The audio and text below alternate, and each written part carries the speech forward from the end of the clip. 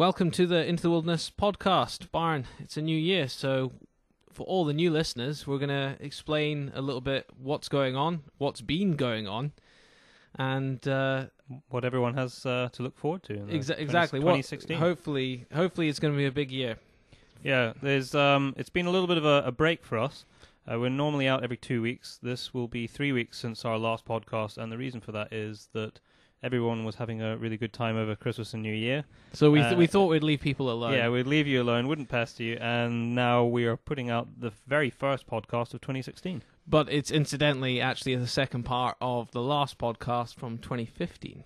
So if you didn't listen to the first one and you're a new listener, or you can't actually remember what was talked about, go back and listen to the first part of this because it was a really good podcast with Jens. The second part is probably even better than the first in terms of informative information. Yeah, definitely. So definitely go back and check it out if you haven't listened to it already. But what we failed to mention is we haven't just been doing nothing over New Year. We, in fact, did our first ever live podcast show, which was streamed on YouTube, and it was pretty successful, I would say. Yeah, no, we did. So we haven't released a podcast over that period on iTunes and Stitcher, but there is one available right now on YouTube, which was the live podcast that Darryl was talking about. And it was a live show, phone in, and literally you could call in and discuss topics that we had. And what was incredible was that a huge majority of the people that called in had never listened to the podcast. So there's obviously a huge number of people, because we're now in the thousands of people downloading the podcast on iTunes. So there's obviously a huge number of people that listen to the podcast and download it that haven't seen the live show yet. And we will be doing another one, Byron. Yeah, we definitely will be. We're not quite sure when yet. We're going to give people a little bit of a break, but certainly in a month or two. And what we'll do is we'll make sure that everybody who's listening to the downloaded podcast know when we're doing it and what the topics are going to be, so that you can have a chance to think about it, and then you know when it's going to be up live on YouTube, and then hopefully you can all tune in as well. And join in. Yeah. But the live show will be put out on iTunes and Stitcher and SoundCloud in the coming weeks, just so that everyone has a chance, because not everyone has time to sit on YouTube and watch a 3-hour-long show. Watch us sitting in a studio. Yeah. So if you didn't see the live podcast, don't worry. You will be able to catch it as a downloadable podcast, just like every other podcast that you listen to. But in other news of being able to watch us, we have now decided that we'll be recording our shows from YouTube. Just a little bit of feedback from people, instead of just seeing a screen that doesn't move. We've decided that we're going to start recording. Not this one, though. Not this one. No, because we actually recorded this quite a while ago. Yeah. So from the coming weeks, you'll start to see the live show on YouTube, and you can see us. If you really feel like watching us in the studio, yeah, and sometimes the guests come in, and quite often they're over the phone because they're all over the place. And yeah, but if we've got a guest in, at least you've got somebody else to look at. Not just our pretty faces. But on other news, we have a new Facebook page. So we previously been keeping people up to date on our Pace Brothers Into the Wilderness Facebook page. But as our show is coming out very soon, we've just released a trailer. We'll talk about that in a second. We've decided to push everything across to another page, a specific podcast page. So if you search on Facebook for Podcast Into the Wilderness, all the information will be on that page. The only reason why we've done that is that the podcast page or the podcast stuff is quite intensive on Facebook. So we don't want to fill your news feed up if you aren't interested in the podcast, but you're interested in our show, if that makes any sense. Yeah, so one of the cool things that we're doing with that is that when we do the live shows and anything that's relevant to the podcast that are recorded, we're actually chucking that up on the podcast page. So if you're interested in, say, a video that we talked about, like we did with David a few weeks, actually it's probably months back now. A few months back now. Yeah, which incidentally, David has now won awards on that film. So if you haven't listened to that podcast with David, which is in fact is our most downloaded podcast, has been the most popular, so thank you very much for that. The films that we were talking about on that podcast has won awards now. Yeah, So- it has. So definitely go and check that out. But the point is that if there's something that we're talking about and you want to know more about it, we will be sticking all of that stuff on the Facebook podcast page. So you definitely need to follow that if you want easy access to all the links. And when we are in the middle of doing our live podcasts, we'll be constantly updating that with all manner of things that people are talking about. Basically, that's what. But now to important things, because we did release something else over the festive period. Oh, of course we did. Yes, and that was the trailer for our Into the Wilderness series, which is going to be launching mid-February. Yes, around about mid-February. Yeah. And at the moment, we have released a 45, 50-second teaser trailer. Yes. We will be releasing a slightly longer trailer in a couple of weeks' time. But for now, if you want to see what all this Into the Wilderness business is about, go and check out the trailer on YouTube. It's already been. We only released it 2 nights ago, and it's been viewed by over 1,000 people. So it's getting out there. Yeah. So, or you go on YouTube, type in Pace Brothers Into the Wilderness. It'll probably come up, and it's also on Vimeo as well. So if anyone wants to check it out on Vimeo, it's Super high quality. Super high quality. Turn up the volume at the start. Yep, it is, and you can see Byron in a bit of pain. Now, for the new listeners, we thought we would just tell you a little bit about the show since it's a new year, and about what we do on this podcast. So I'll let Byron lead away a little bit. You've caught me off guard there, This is it's a countryside or country issues podcast. It's not a pure hunting podcast. It absolutely isn't. But we do talk about that. We've got some really interesting guests lined up for this year. Scottish Wildcats. I think we're hopefully going to get somebody from that association on. Yep, we are. We're going to talk about Lynx reintroduction. That's also coming up very soon. And we've got a couple of other special guests which are in the back of our mind, which we're hoping to organise for you, including some sort of big names. We do. We have a very big female hunter coming on in Europe. Yep. Which we're not going to tell you just yet. So. Which we will tell you about in the coming weeks. So that should be fun. But I mean, the show it's for everyone to join in on. So if you get on the Facebook page or even email us, you tell us what you want to know. Tell us if there's any you want topics us to you interview want us to interview, or if you've got something interesting. Yeah, we can easily fit that in as well. The show is for you. It's available for free, and it's for everyone out there. And we are very unbiased. We're backed by amazing organization, but they have no say in what we talk about whatsoever and the topics that are discussed. So we're free. We're free to do what we want and say what we want, and hopefully ask questions that people want to hear the answers to interesting people. And I think it should be a good year. We've had a good few months, and hopefully a good 2016. Incredible, really, considering how many people have downloaded it. It's this is the first. What's amazing is there is no other podcasts in the UK that have a hunting thread through it, because we do talk about hunting quite a lot, and there is no one else. No one else doing that at the moment. So if you want to listen to that kind of thing, you've got to tune in here. Yeah. Simple as that. Basically. So what else was going on, Byron? Well, I think that's about it. I'm just going to let everybody know what's coming up in this second half of this 2-part podcast, so that you know what Jens is going to be talking about.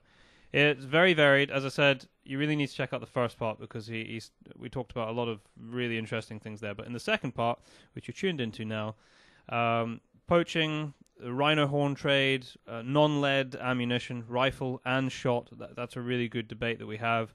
The eating of game meat, raptor persecution, BBC get a mention. Importantly, firearms licensing and changes in the EU, and very importantly for us, for those of us who live in Scotland, we also talk about air rifles and the new legislation that's coming in. We don't go into it in a lot of great detail, but we will be doing a podcast, probably entirely on that, or certainly it'll be a major focus of it in probably a couple of weeks' time. So keep your ear out for that. With some very, very knowledgeable people. Absolutely. This podcast is brought to you and supported by the Scottish Association for Country Sports. Thank you for tuning in, and we hope you enjoy what we have to offer for 2016.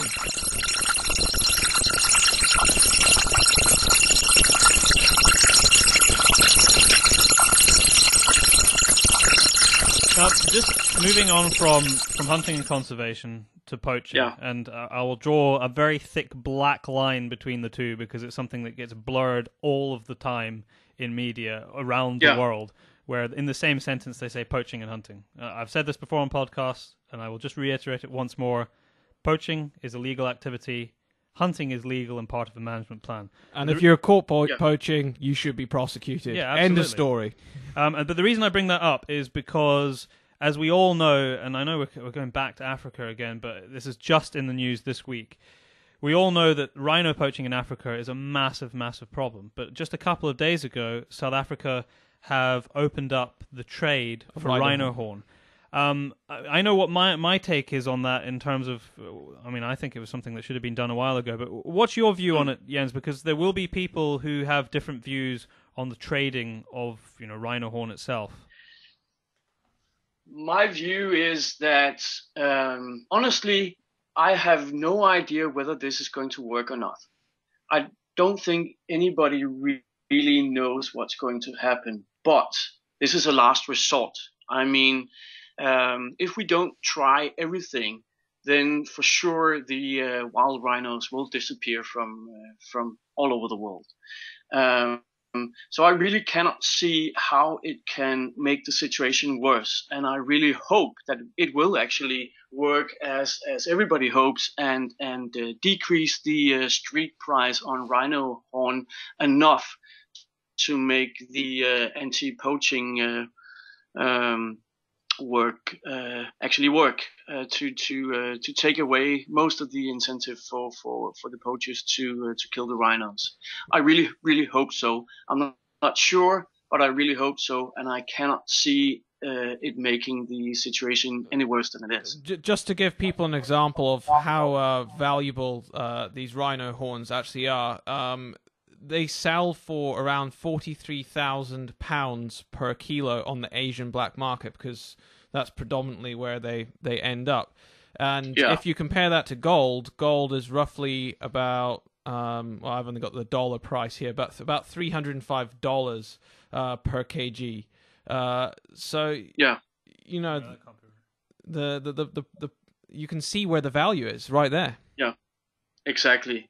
And the big problem is, of course, that it's not that difficult to recruit poachers willing to risk their lives for that kind of money. I do realize that the poacher in Africa only gets a fraction of the street value, but still we are talking about people who are probably supporting a starving family. So it's a very, very tense situation, and my worries are that it needs to get a lot cheaper to take away the incentive to poach them. But I really hope it works. I really do. And I'm sure that it will definitely save the species, because if it gets to be a really, really strong business to breed rhinos, people will obviously start doing that immediately, and we will have lots and lots of rhinos in farms. But it takes a lot of price drop to take away the poachers. But I mean, saving the species must be priority one. And then if we can have wild rhinos in numbers again in 10 years or 20 years or 30 years, that's good enough for me. It's certainly better than extinction or near extinction. Yeah, I just want to add a correction there. Daryl was doing a Julius Malema there, where he was getting the decimal point in the wrong place. But it's obviously, I got him to check it as soon as he said it. It's £33,000 a kilo for gold, whereas rhino is £43,000. That's what you get for reading off the internet and not reading properly. Yeah, that's what you get without actually pressing the button to get into the website. Yeah. 33,000. I mean, it's obviously a shed ton of money, but the point is that rhino horn is still £10,000 a kilo more. But I mean, it's an interesting question, this, and the same could be said for the ivory trade. I mean, it was very clear a couple of years ago that whatever we were doing wasn't working. I don't think it's taken them a long time to do something different, because we're at a critical point now in terms of rhino. And my mind is that why shouldn't we make... I mean, you just touched on it there at the end of what you were saying. Why shouldn't we make it the case that we farm rhino horn? I mean, most of the rhino in southern Africa have their horns cut off anyway, because they've been doing it to prevent poaching. The highest density in the whole of South Africa is on a farm owned by John Hume.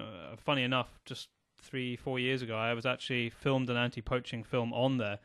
He had about 1,000 rhino then, but I think he probably has a bit more now.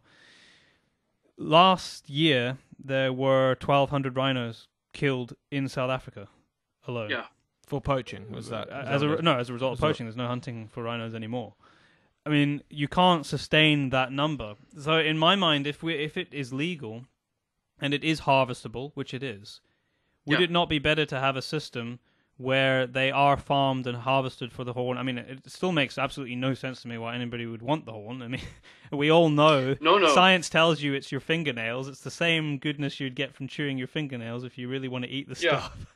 But the point is, there is a demand, and I think trying to change the demand is a futile effort, because I don't think we can have that effect of changing the demand. I think we need to tackle it in another way. I do think that we might be able to change the demand and convince the Asians that this is basically stupid, but it will take maybe 30, 40, 50 years.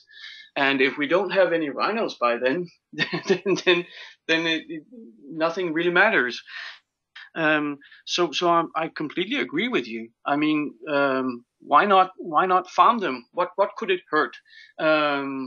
Definitely, if it puts us in a position where we have thousands and thousands of rhinos in farms ready to repopulate the habitat whenever the Asians get a little bit wiser than they are now, when that's a good thing. It's certainly better than the alternative.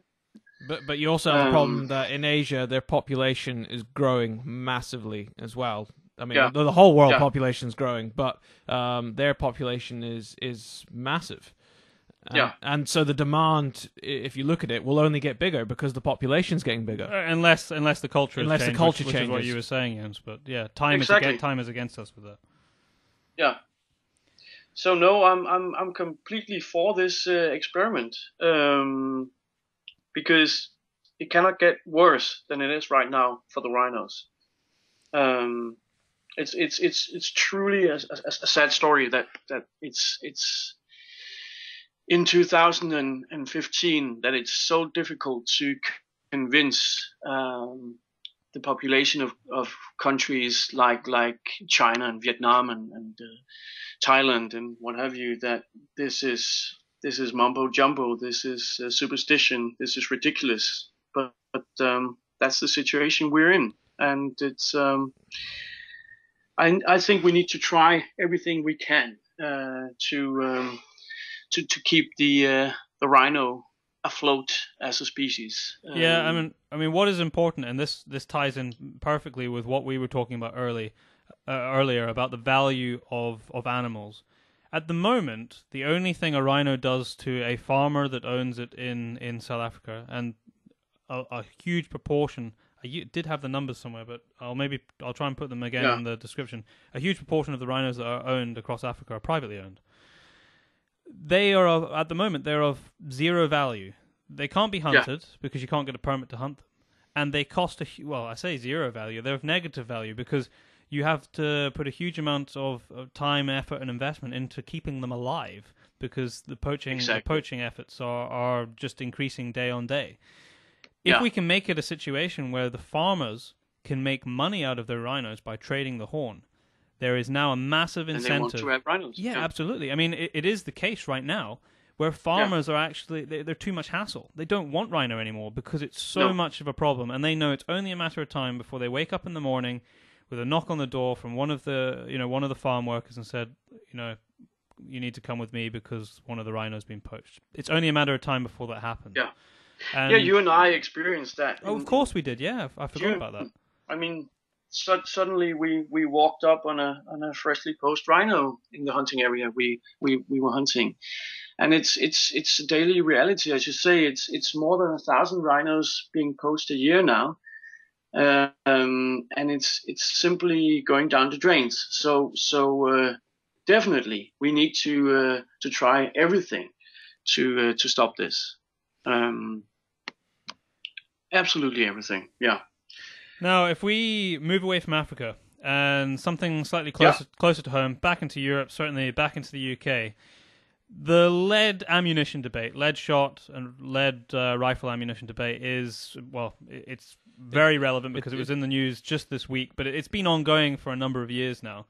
And we had a report out, well, I say we had a report out this week, that's not strictly true, but it was in the BBC, it was a BBC news item this week. It was on This Morning, and it was on their website, and it was based on a. I'll read you the title. Yeah, okay. So I'll read you the title of the article that was all over the BBC. Lead poisons 100,000 birds annually. That is the main title for this article, and that was a straight printout from BBC, wasn't it? Yeah. This is it. I'm holding right in front of me the article. Now, I think you probably saw this, Jens, but I'll just give a little bit more information behind the sort of sensationalist title. They're suggesting tens of thousands of wildfowl are dying from lead ingestion every year, but what they don't tell you is that the reporting and investigation for this was done primarily between 1960 and 1983, which was before a lot of the lead restrictions that we currently have, which are very strict lead restrictions in place, before they came into force. Yeah. And more than that, they're obviously talking about migratory birds, which are migratory. And so they're not here all the time. So you can't say that any investigation that is done on a bird that comes from another country, although the investigation may have happened in this country, you can't actually say where that has occurred.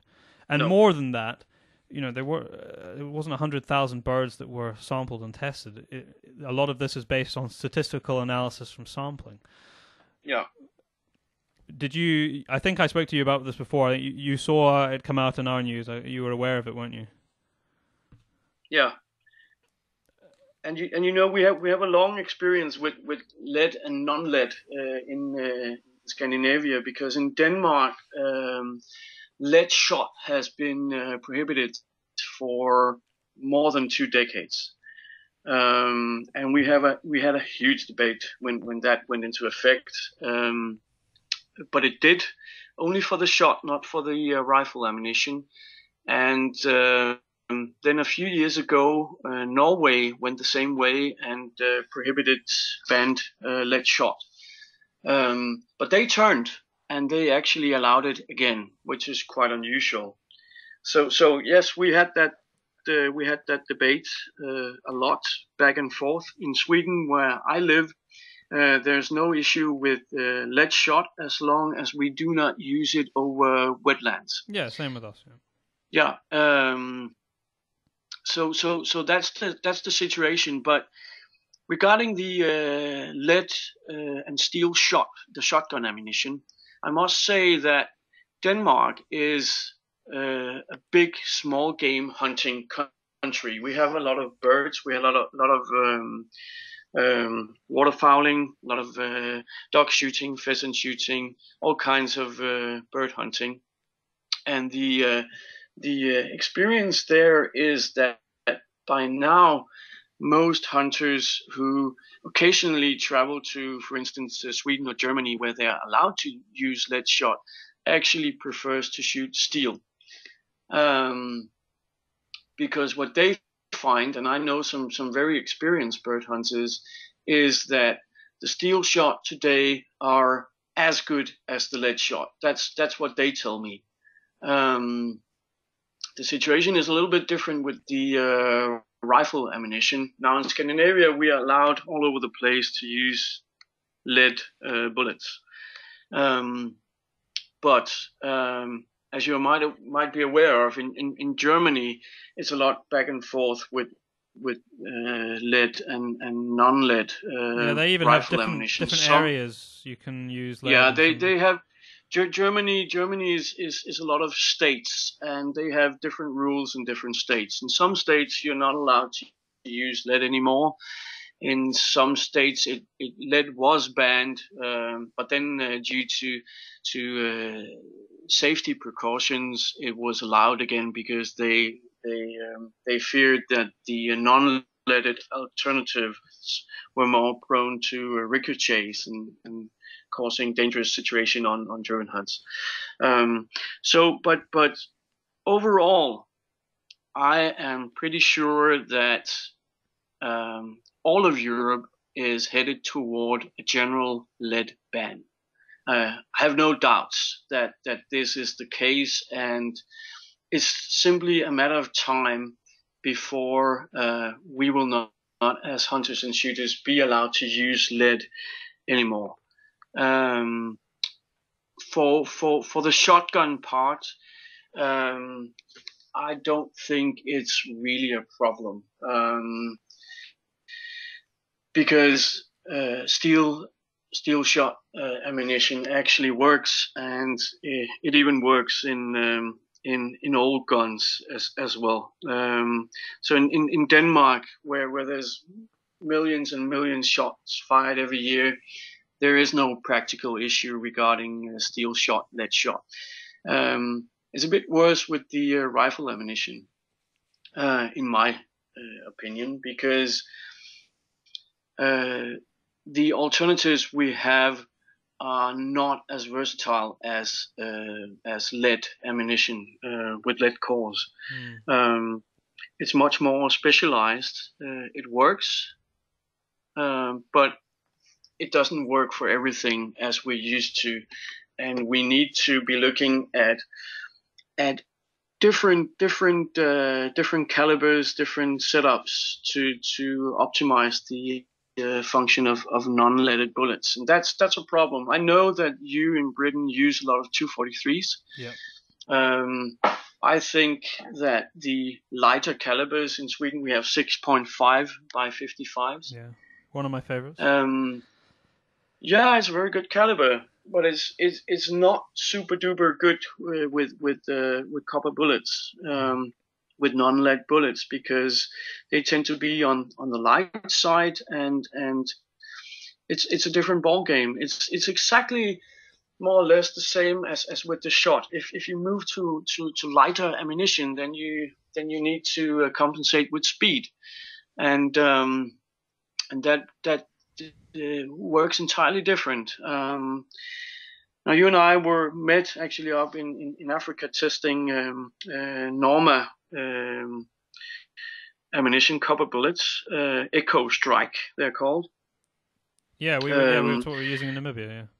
Yeah, and we were shooting 300s, all of us, I guess, 300 Win Mags, and they were extremely high-speed bullets, and that made them work in that caliber from 100 meters to 300 meters, maybe a little longer. But within the first 100 meters, the speed was too high, so high that we had a lot of meat damage. So, and I mean, it's not possible with the lead-free ammunition to have that versatility, to be able to use it from 0 to 400 meters. Yeah, the spectrum's reduced. Yeah, it's narrow. Yeah, and that's a problem. So that being said, obviously the lead-free ammunition does work. And I mean, it's not really, depends on how you see it. To me, it's a problem to damage a lot of meat, because that's why I shoot the roe deer or the wild boars, to get some meat in my freezer. And I don't like throwing away 2 or 3 or 4 or 5 extra kilos of meat just because it's shot to pieces.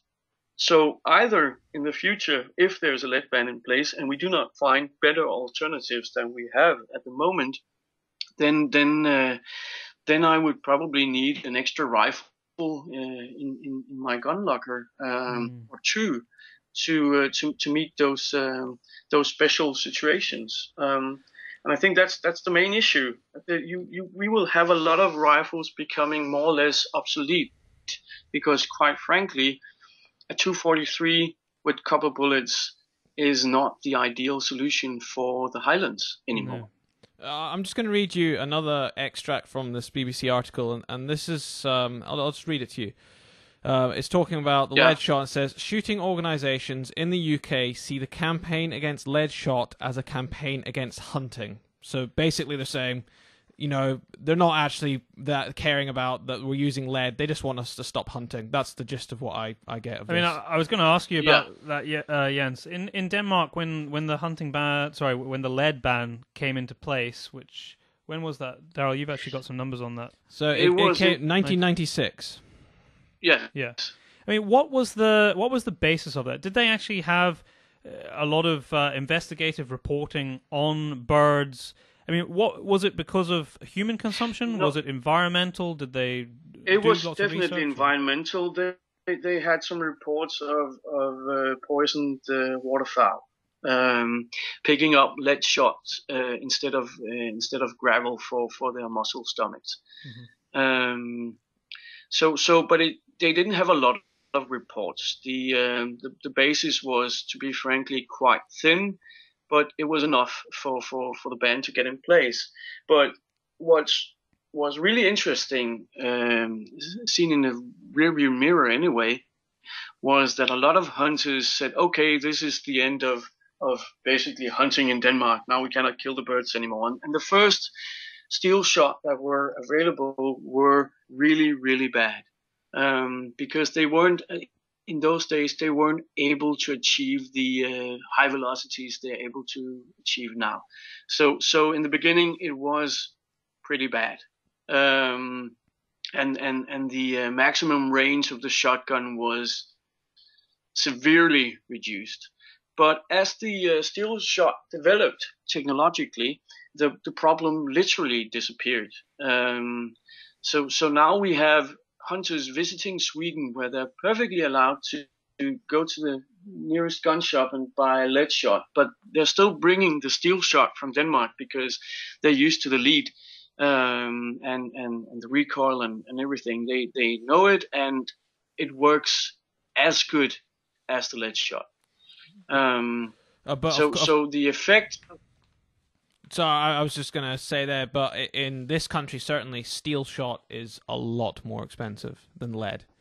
So it is from a hunting point of view. If if you're going out shooting, you'll be a lot more conscious about how many rounds you're putting down if you're paying over double the price for your cartridges. Yeah, but I think. But saying that, I mean, if there was a ban, you would see the price come down, I imagine, because they would have to produce more. Yeah, I think one of the interesting things from what you were saying there was that, well, firstly, that the evidence was a little bit on the thin side, and secondly was that it was based on the fact that these birds that were, if it was shooting over waterways, so they were picking it up into their stomachs from filter feeding, I assume is probably what the report was saying. Yeah. I mean, in this country, certainly anyway, you can't shoot over those waterways in any case, and you can't do that in certain other countries. So if that ban is in place, where we are forced to use steel shot, and rightly so, if the evidence is there, which it clearly is, forced to use steel shot in those particular environmental circumstances, is there a need for a widespread ban? I mean, is there any evidence for, and I certainly haven't seen any, is there any evidence for lead causing problems on upland areas like grouse moors? I mean, I've never seen any evidence to that effect. So as far as I can see, that to attack it there can only be on the basis of one, death by 1,000 paper cuts, one more thing against hunting, if there's no evidence in place. This report also, it doesn't just go into the wildlife that's affected. This report goes into eating it as well, human consumption. Basically, the report says that people who eat wild game regularly, particularly children, will affect their mental development. And also it goes on to talk about lead poisoning while eating. Now, I don't actually know a single person that has ever come out with lead poisoning from eating game meat. In fact, if anyone has, and they're listening to this podcast, please email us, paceproductionsuk@gmail.com. Let us know if you've been affected by lead shot. I'd love to know. Yeah, as far as I know, there are no recorded cases, and I, myself and my brother, my family, and most of the friends that I have... It's probably the way I am, actually. Yeah. Maybe that explains a lot, but I mean, we've been eating game since we were kids, and I don't understand it, because if I was, I'm not a parent, but if I was a parent, I probably wouldn't let my toddler eat game meat that I think is peppered with shot, because he or she might know to not eat it. So, but when you're at a conscious age, you don't eat the lead. When I don't go, tasty lead. I wonder what this is crunching around my mouth. If you've eaten a shot. But also, and this is maybe something that maybe it's just an ignorance thing from the public who maybe don't eat game, is that there isn't actually that much shot in game. I mean, it's pretty rare that you end up with a piece of shot in your mouth if you're eating Very birds. Rare. Because when you prepare it, you quite often either find it underneath the skin or at the back of the breastplate if you're taking the breast meat off, and you ping it off. Yeah. I mean, exactly. I can eat plenty of meals with... we make a lot of game pies.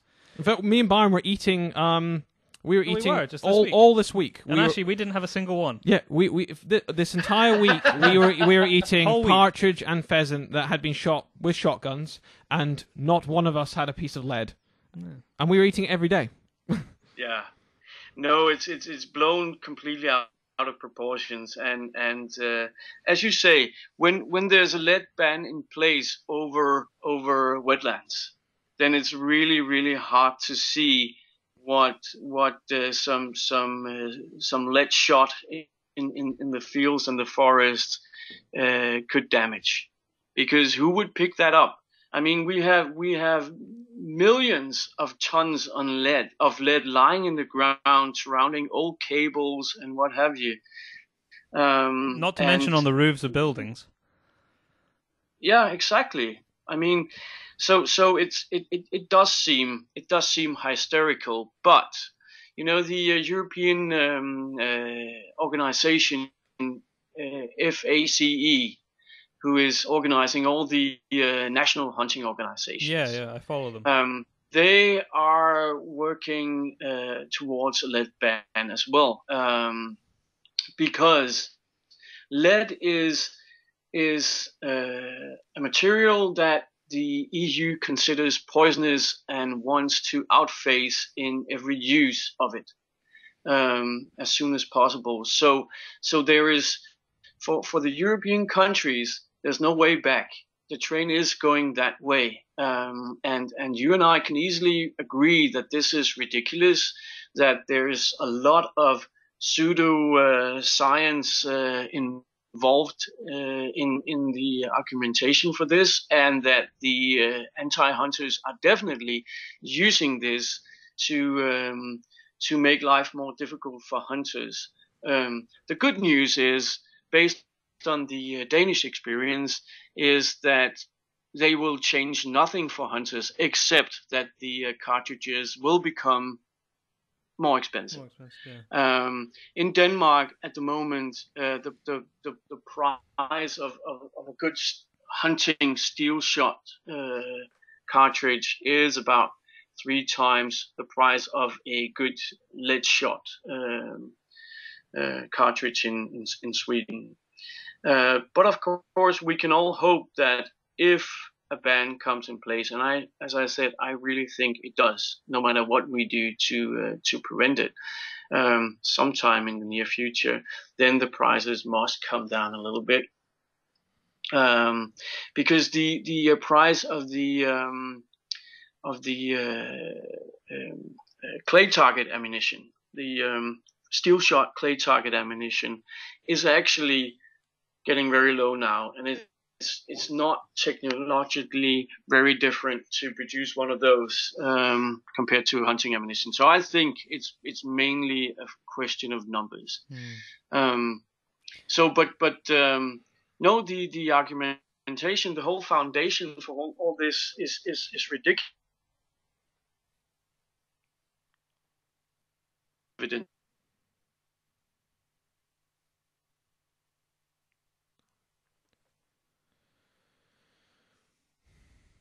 Technology failing us again there. Hopefully Jens will be back in a second.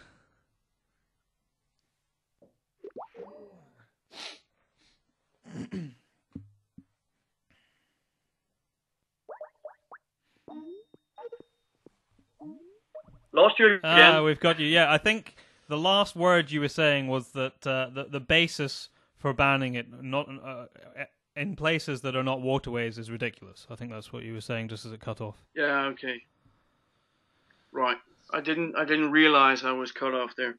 No, the scientific basis for this when they're not used on wetlands is extremely thin. But I am 100% sure that the EU is going in the direction of a lead ban, and we will see that in effect. That's of course if our Prime Minister doesn't negotiate us out of the EU in the next few years. Well, yeah, I mean that's a good point from a UK perspective. Cross your fingers. Well, yeah. I mean, I just want to go back just briefly to rifle ammunition. We've talked a lot about lead shot, but you did talk about rifle ammo, and yeah, my experience of it is that it's definitely not as good as lead.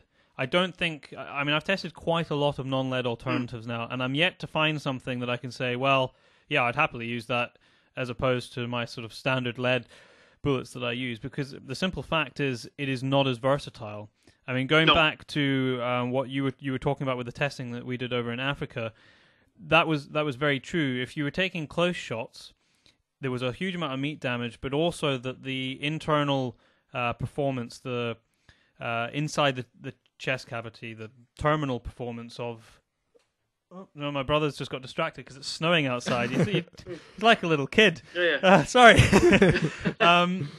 The actual terminal performance, which is what we are concerned with once it hits an animal, just simply wasn't there because it was shedding a lot of its weight very early on, and you weren't getting that nice, big, leading surface area through the vital organs. Whereas if you step the distance out a little bit, you ended up with a bullet that performed as it should because it was within the spectrum that it could perform. And of course, at the slightly longer ranges, the issue with non-lead rifle bullets historically has been that they just simply didn't expand because there wasn't enough velocity. And that goes back to what you were saying, is we were using cartridges of fairly high velocity, and they were pushing those bullets out, which were maybe a bit lighter than you would normally shoot in that particular caliber, at a very high velocity, and that was to make up for the fact that at longer ranges you get poor expansion. So yeah, I think that there is definitely a debate to be had on the rifle bullet non-lead issue.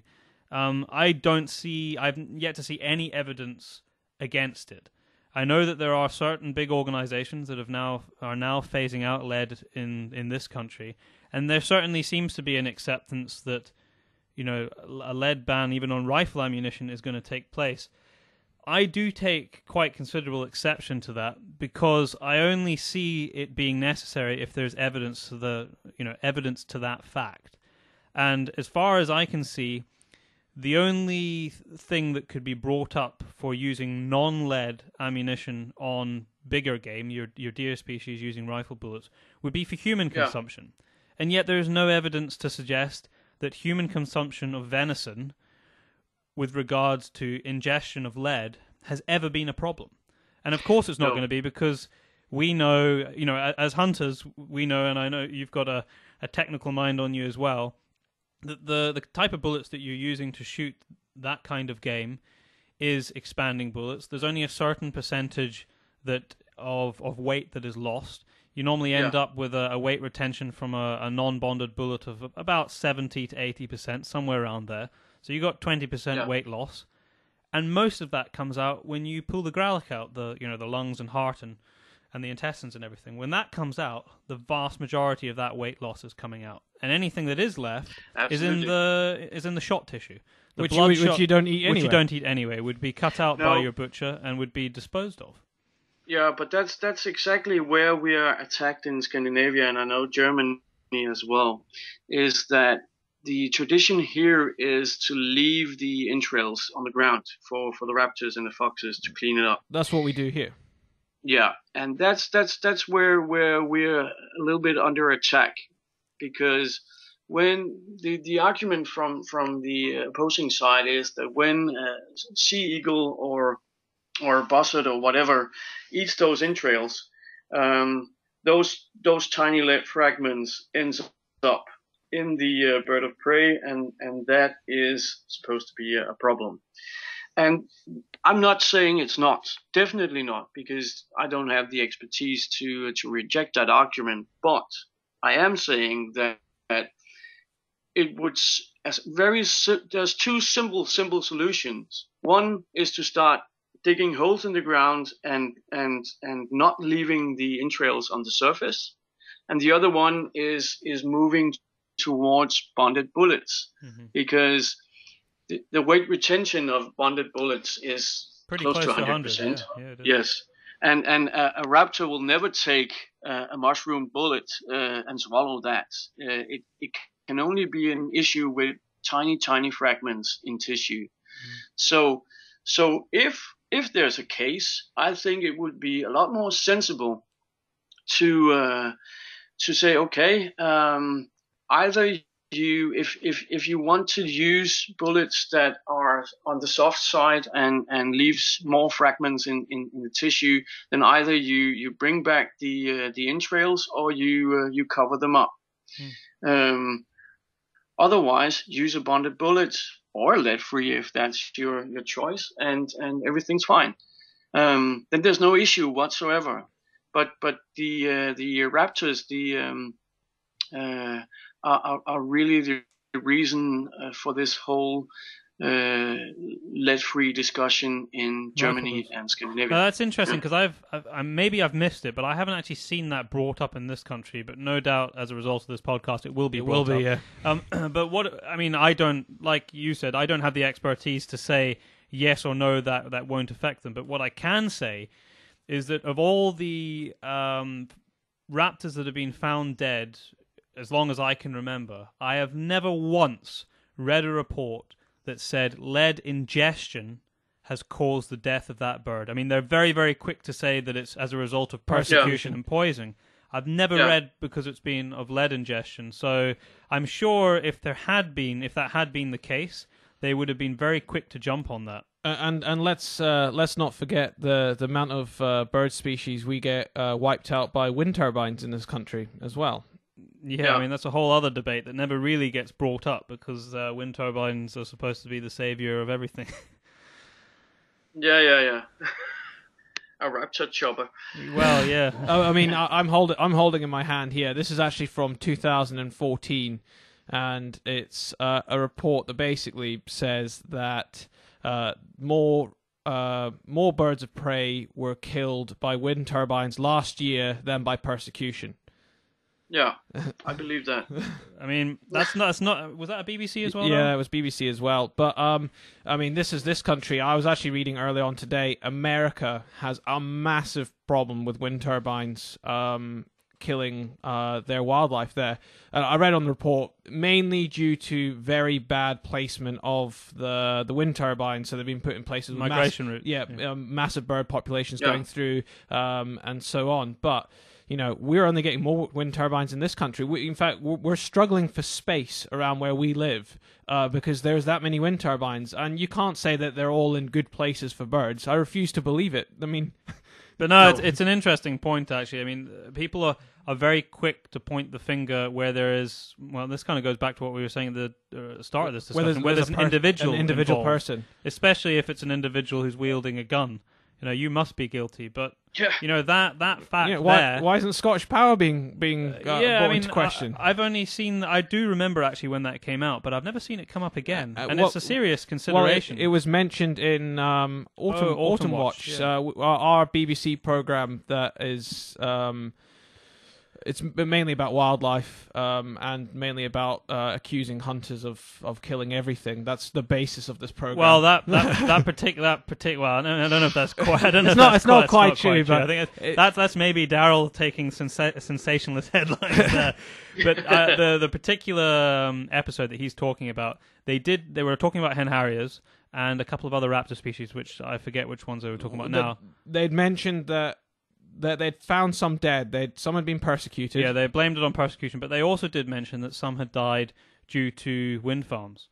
I mean, wind farm things are probably a totally separate debate, but I think it was worthy of pulling out the fact that everything is relevant, and if we're looking at the number of animals that are dying, say for example, say there is evidence that as a result of eating the growlithe, 1 or 2 raptors are dying every year as a result of that. Well, that's nothing compared to the number that were being killed by wind turbines. So there has to be a balance, and you have to make it relevant to numbers. And there was absolutely. And there was talking about numbers again. You just have to look at cats. We heard early on your cat in the background. I actually have a cat as well, and mine actually has 2 bells on it. 2, and that's because I know that cats cause damage, and the figures I read that cats in the UK kill 300,000 birds a year. I mean, I would say most of them will be garden birds, and so on. But cats bring down rabbits. They'll bring down pheasants. They'll bring down grouse, depending on where they live. And if you look at those numbers, that's over double the amount that lead's supposedly killing. The whole cat issue, I don't know if you read it, but there was an American scientific report out, I think it's about 2 years ago, that actually revised the estimates of how many animals, domestic cats and feral cats, are killing every year. And 300,000 in the UK. I'm pretty sure you can multiply that by close to 50 or 100 times. I mean, that's nothing. When I did the calculation for little Denmark, where we have an estimated 1 million cats, house cats and feral cats combined, 1 million, I reached numbers of about 15 to 20 million birds a year. Wow, that's incredible. And twice that number in small mammals. Phenomenal. Absolutely unbelievable. And in Australia recently, they're starting to shoot cats on the outskirts of towns and cities. Just recently, because even domestic cats. Yeah. Any cats, because of the damage it's doing to their local native species. Because Australia has some of the strictest laws with bringing animals into the country. Basically, if it's not a native species, you can't bring it in. I mean, it even goes from the west coast to the east coast of Australia. You cannot bring stuff that lives on the east coast of Australia to the west. The laws, I lived there for a while, and the laws are very strict there, but it seems very odd that a domesticated cat that probably was never from that part of the world has basically given free roam across Australia, and as a result, it's destroying their native wildlife. Yeah. It's true. And it's a problem all over the world, because they go feral all over the world as well. And when you think about it, a feral cat, it needs to eat every day. So if you have 1 million feral cats, even 20 million birds, it's only 20 birds per cat per year. It doesn't really sound realistic, does it? Not really. No. People lose their sense of reality once we get close to their favorites, their when pets, it's not and what have comfortable you. for people. Yeah. Only last week. Exactly. Only last week, I was filming with a good friend of mine, and we were sitting on a hilltop. On the opposite hill, we saw a feral cat pounce on a rabbit and drag it away. I couldn't believe it. Not that that's a bad thing. Not that it's a bad thing. Rabbits need control, but it could have been anything. The point is that they're out there.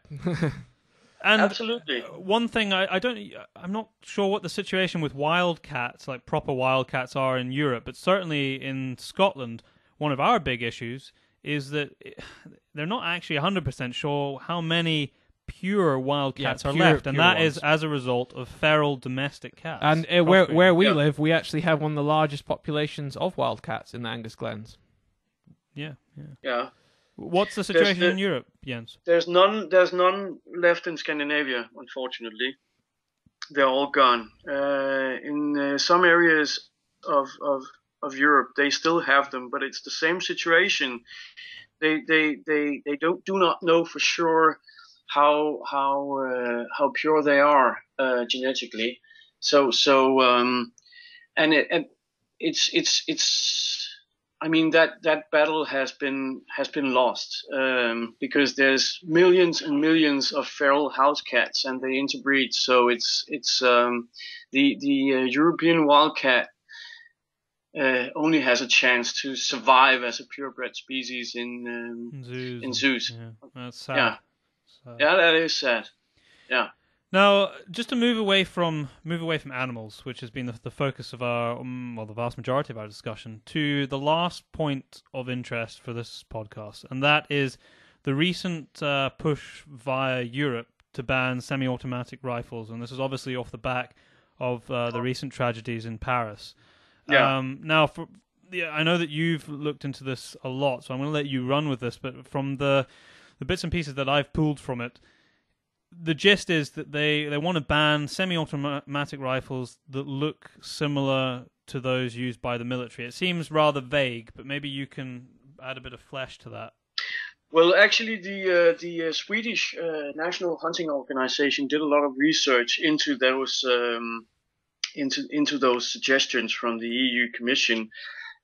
And it's very unclear what they actually want. When they read the text, it could be that they actually want to ban every semi-automatic firearm because it's not clearly defined what they're after. They talk a little bit about possible magazine capacity, which means that any rifle or shotgun with loose magazines could be banned because obviously it's possible, even if you have a rifle with three shot capacity in the magazine, it's possible to build a 10-shot magazine, for instance. Yeah. But that's only part of it because other parts of the legislation they're trying to push through now is mandatory mental exams. Whenever you apply for a firearms permit, they want you to show up with a piece of paper from your doctor that you're sane and recently examined. They want to limit the time. They want to the licenses to be only valid for a maximum of 5 years. So you have to renew your licenses every 5 years. They want to number all firearms in different parts of the firearms, meaning that existing guns could be called in for new numbers on the action or the barrel or other parts of the firearms that doesn't have a number in it now. So there's this, and the worst part, at least in Scandinavia, is that they more or less want to ban trading firearms between private people. Basically, that would mean that you could only get hold of another firearm through a dealer, and whenever you want to sell a firearm, it has to be through a dealer. So there's a lot of very, very weird suggestions in play at the moment, and I find it utterly distasteful that they had these suggestions lying around from the spring, but I mean the smoke hadn't cleared in Paris before they used that terror situation to really push it, and they want to get it through the parliament as soon as possible.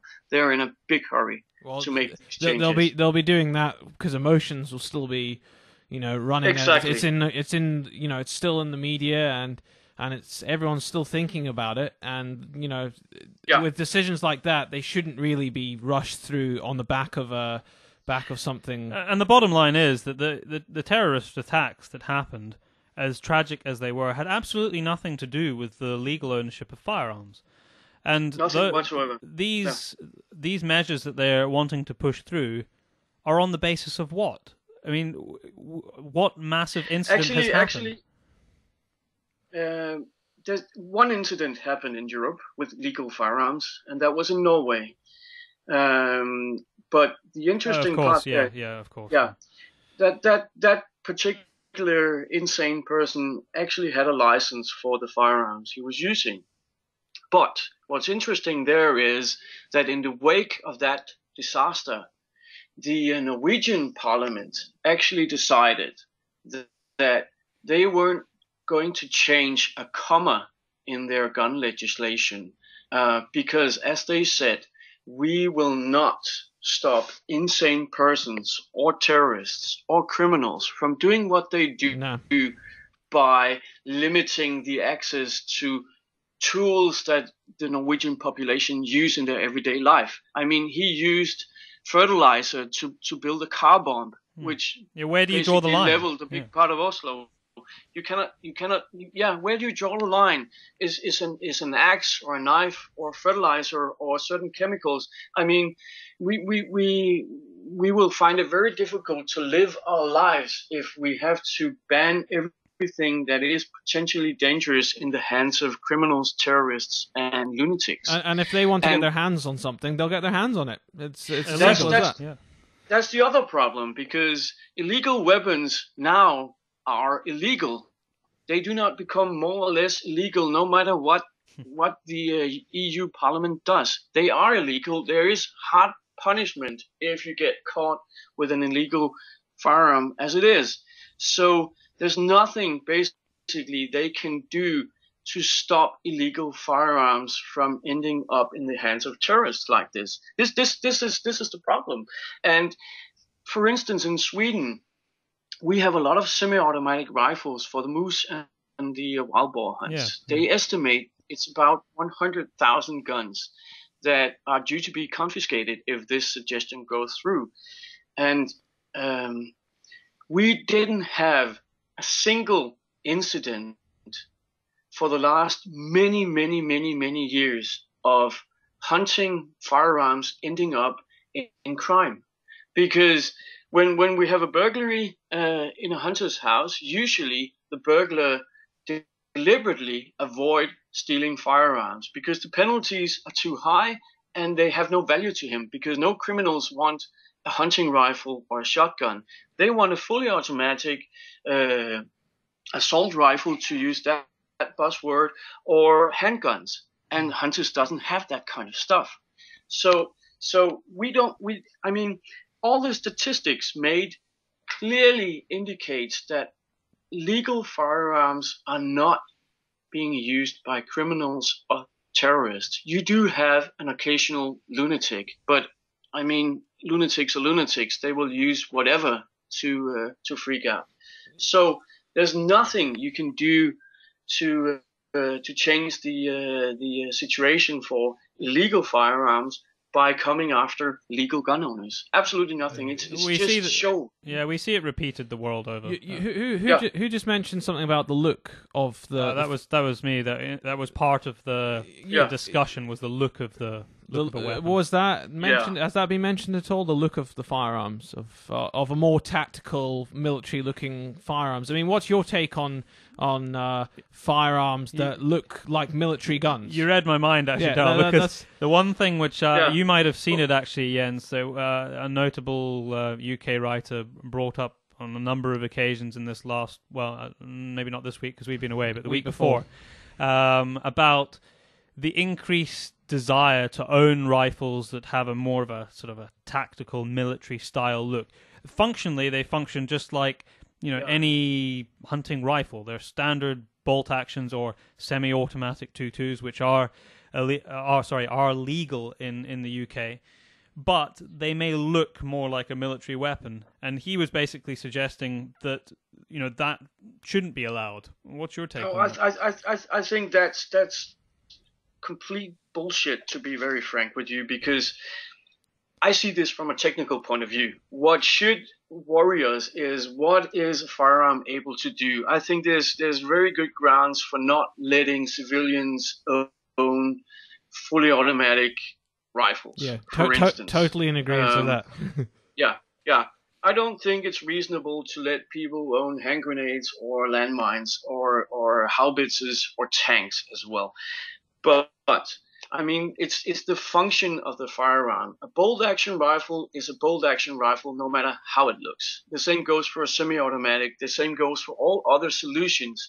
And to be honest, the general population do not know the difference. No. Take a random person off the street, show him some pictures. He will not know the difference between a dangerous assault rifle and a hunting rifle, no matter how it looks. This is only within the hunting community that we don't like to see these military type of firearms, because I feel a little bit the same. I do not like to go hunting with somebody in a ghillie suit and a sniper rifle, because it's far away from my perception of grassroots hunting. Yeah, it's not what I like to do, but that's my only problem, because I obviously know that his bolt-action rifle cannot do anything my bolt-action rifle It just can't. weighs about twice as much. Exactly. Yeah. I was going to say that personally, I enjoy to go long range shooting for targets and stuff like that, and I shoot those sniper type rifles. And to be honest, if I show them to my neighbor, he won't be able to tell the difference between my hunting rifle and the sniper rifle. And it's not that they look the same, not at all. But to the general population, a rifle is a rifle. And I cannot see how the looks of a gun can change anything, because honestly, I don't think those poor victims in Paris cared about how the guns looked. No, I mean, no. But I was just going to say that I was in the military for 5 years, and I personally don't understand why you'd want to have a firearm that looks like a tactical weapon. But on the other hand, I wouldn't criticize someone for owning it. If they like the look of it, they like the look of it. Yeah. And like you said, it does exactly the same thing. Function. So it's got the same function. But I would say with all the military weapons I held, I wouldn't actually want to own any of them. Personally, They're not very good hunting. If I could, I mean, like you said, they're heavier. I don't like the look of them in a hunting environment. But I mean, if that's what you like, crack on. Yeah, I mean, some people like wearing camo. Some people like wearing green stuff. Just sort of plain Loddon type clothes. Yes. I mean, what you were saying about the public not really being able to identify between one type of firearm and another. There was I just actually saw it this week.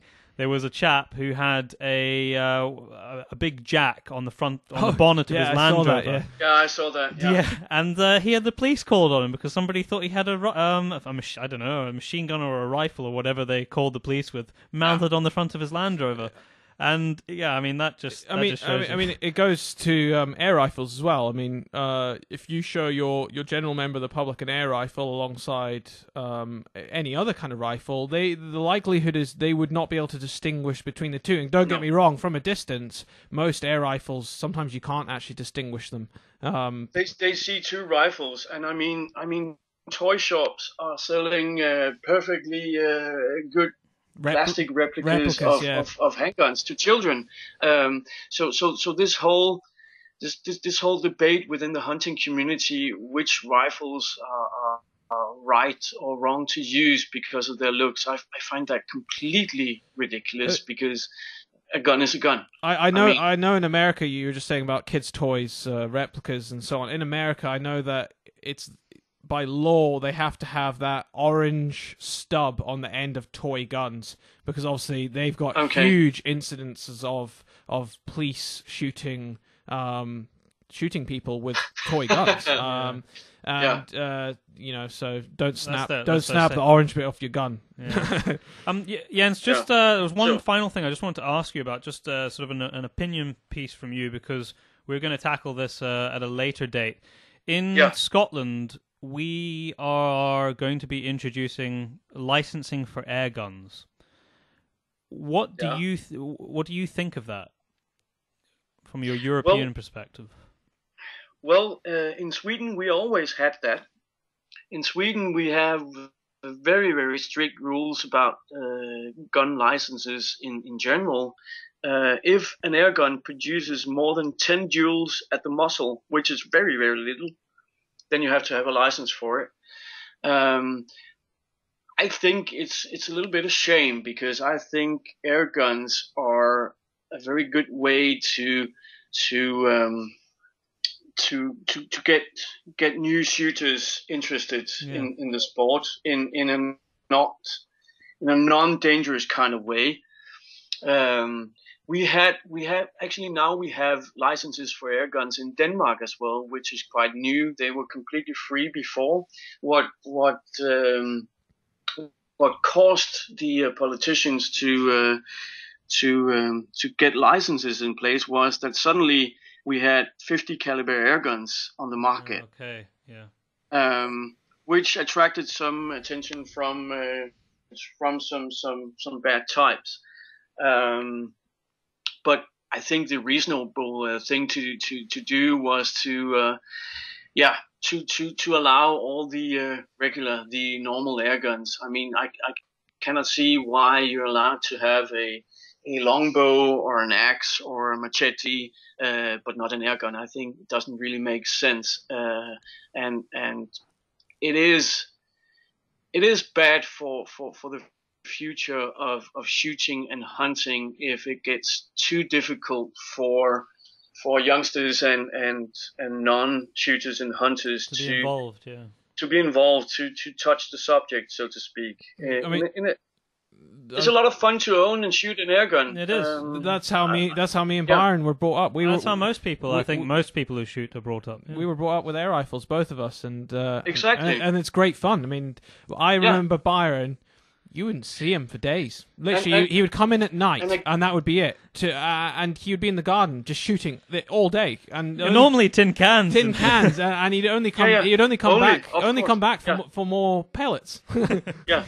But one of the things to point out, which probably the public don't realise, is that we actually already have licensing for air rifles in Scotland and the rest of the UK, and that goes to what you were talking about. Over 12 foot-pounds, you need to have it registered as a firearm.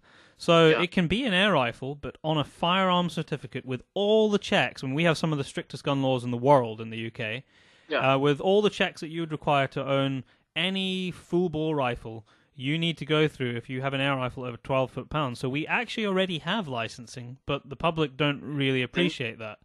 And we've had one or two instances that I can remember in my lifetime that have caused this to come into effect. Kids being shot with air rifles, small toddlers, stuff like that. But it goes back to thugs with guns. I mean, if you're a legal gun owner, a responsible gun owner, then you're not going to be shooting people and with an air rifle and so on. And the people that are doing it should be prosecuted. But and it goes back to the people that are doing the activity legally are being punished effectively. I mean, every time.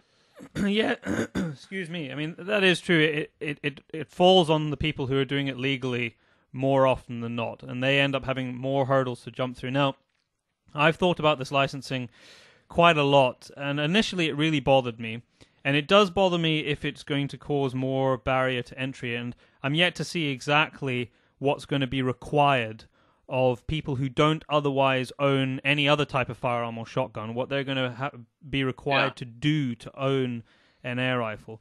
But I mean, I don't see any major issue in the police having a register of the name of the person who owns an air rifle. But what I would take exception to is if they make it very difficult, if they make it very costly, and they also put a lot of restrictions on like the number of air rifles you could have. That I don't think is the way forward. But if they've got a name of someone, they could say, okay, Joe Smith at whatever the address is has air rifles Yeah, great. there's You know, there's no harm in that. That's fine. I've got no problem with that. But No. if it's done for reasons of hurting hunting and shooting, which for the most part I think a lot of legislation that is brought in is to do with, then I take exception with it. Yeah, and we had another practical problem in Denmark where this legislation came in force just, I think it was 2 years ago, and that was we have an estimated a few 100,000 air rifles now that should be registered but are not, because I mean they were free for so many years that the people who owns them doesn't necessarily know that they have to register them. So you create a lot of criminals in one go. And I mean, if you don't have a history of a lot of crime being committed with these guns, it does seem a bit unnecessary to suddenly have 100 or 200,000 criminals walking around without them even knowing it. Old grannies with an air rifle in their attic. Yeah, lots of those, lots and lots of those. So it's that's just another practical problem. Why criminalize a huge part of the population if it isn't really necessary?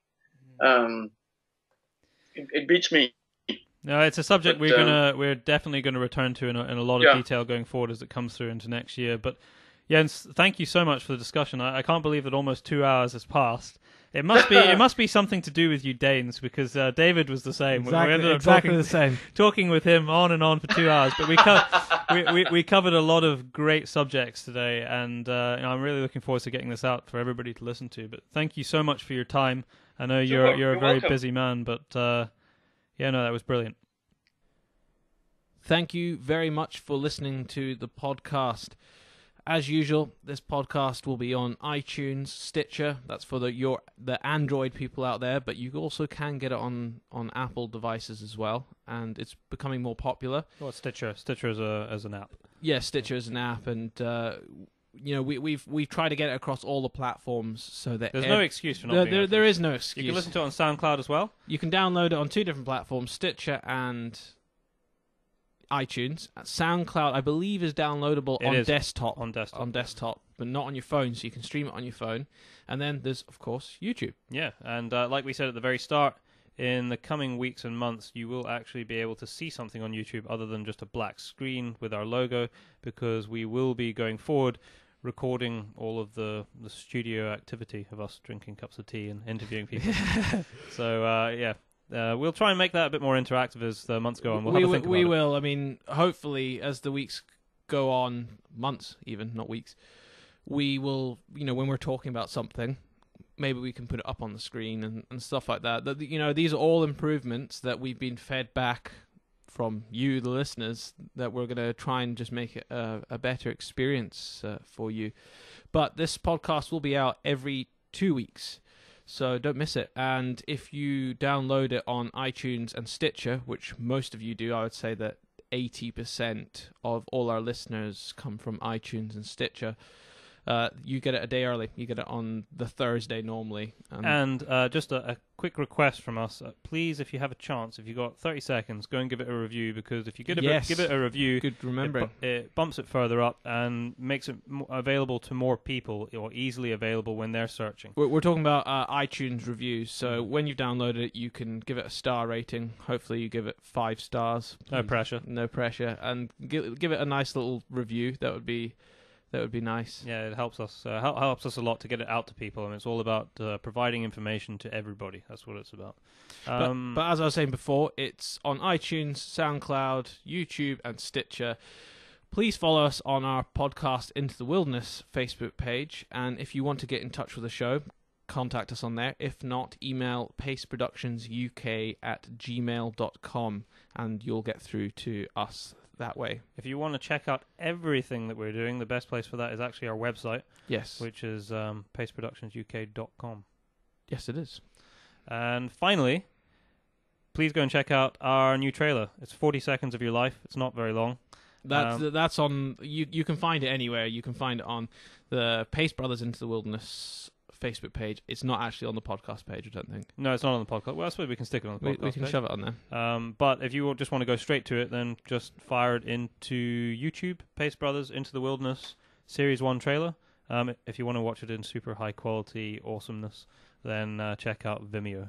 And we'd just like to say that everybody that's been affected by the flooding in the last few weeks, we hope they get it sorted out quickly, because we have literally been in the middle of all of it. We've been involved in taking some filming some of it, and also it's literally been on my doorstep. Yes, we were shifting sandbags yesterday. Thank you very much for listening. This podcast is supported and brought to you, as always, by the Scottish Association for Country Sports.